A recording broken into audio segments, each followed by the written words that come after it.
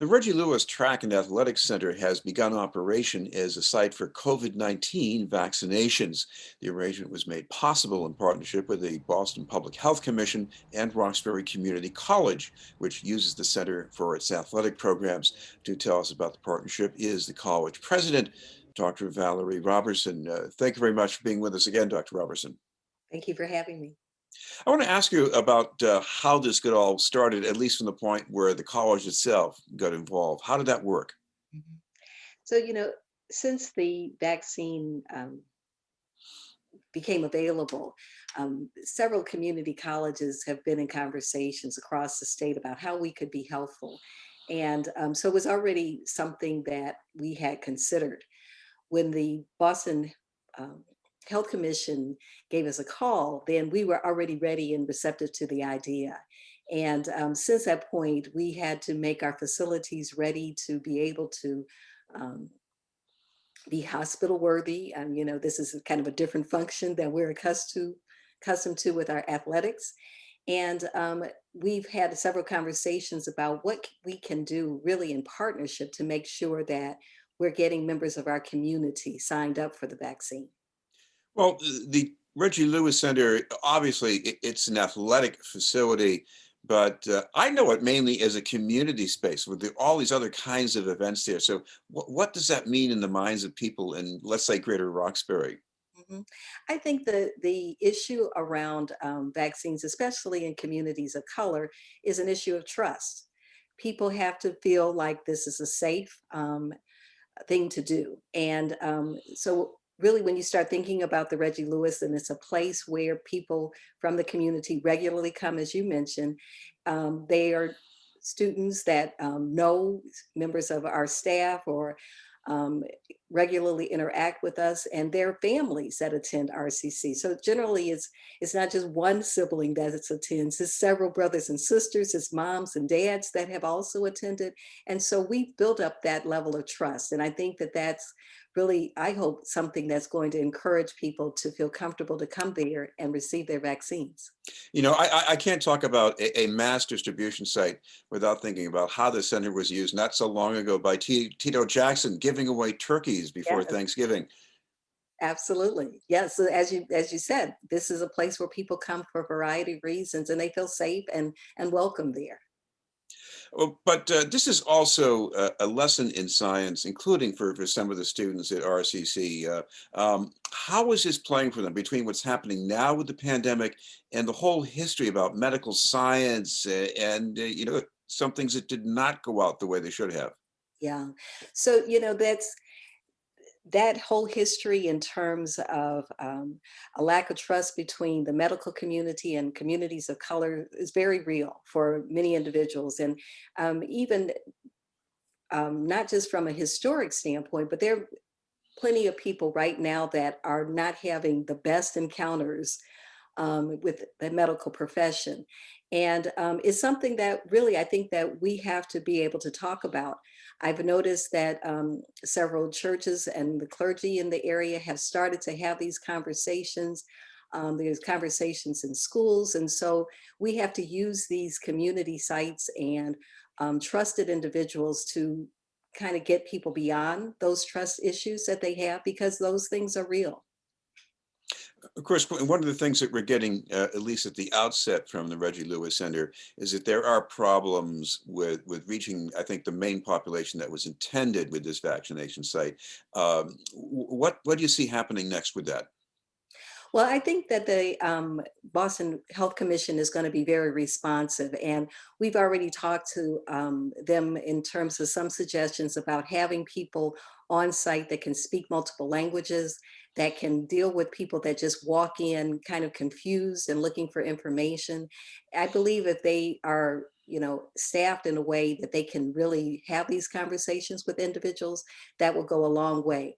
I think some of the issues is the ability to use the computer, have access to the internet with members of the community. And so those kinds of face-to-face things are going to be essential. I also see the Boston Health Commission working with other established community-based organizations that already deal with seniors. And so that bridge, I think, is also going to be important to, again, making sure that people feel comfortable, that they understand what the vaccine entails, and that they're getting their questions answered so that they can feel comfortable getting the shot.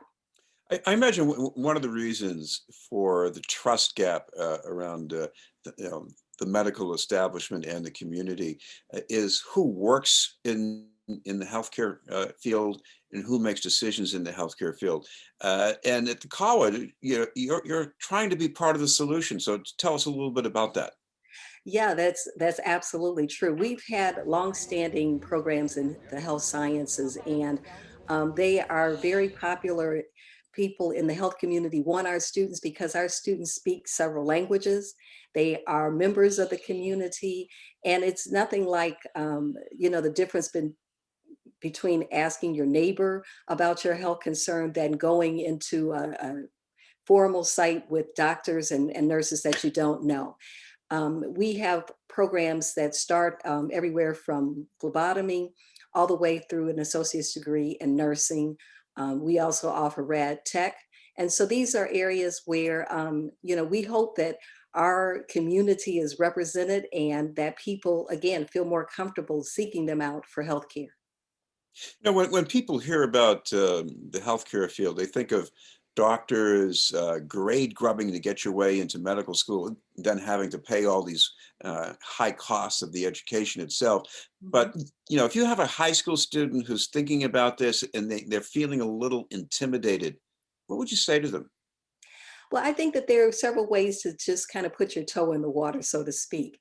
So I mentioned phlebotomy. This is a program that is less than 16 weeks, and then you are certified to be able to go into the hospitals and draw blood. That's an opportunity to see, is this really something that I'm going to like? Because to me, the challenge about healthcare or any profession is it's not the same to read about it than to actually be in that clinic and interacting with patients. And so I would encourage them to take one of the short-term programs and really see, is this what I want to do? There's also opportunities to volunteer in hospitals. This is, of course, past COVID, but you want to be able to get an opportunity to see what it's actually like in the profession.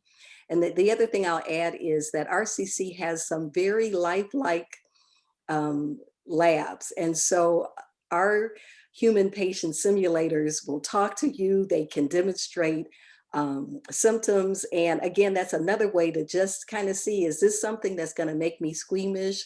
Am I going to feel comfortable interacting with patients? And if you're not, it doesn't mean that healthcare is not for you, because maybe you want to do something that's less intrusive, like rad tech, where you're not necessarily performing operations on individuals, but you're using the technology to diagnose problems. I know we talk about technology and labs and it's textbooks, but learning this stuff, isn't it also about being inducted into a community of caring? That whole human contact, even the mentoring, is that also important? Oh, yeah, absolutely. And in fact, we've had some wonderful mentorship relationships with some of the area hospitals where, for example, in the nursing program, we've had one where our graduates have the opportunity to have mentors and understand how they can get employed within the industry. And you're absolutely right. This is a caring profession. You've got to have the heart for this work.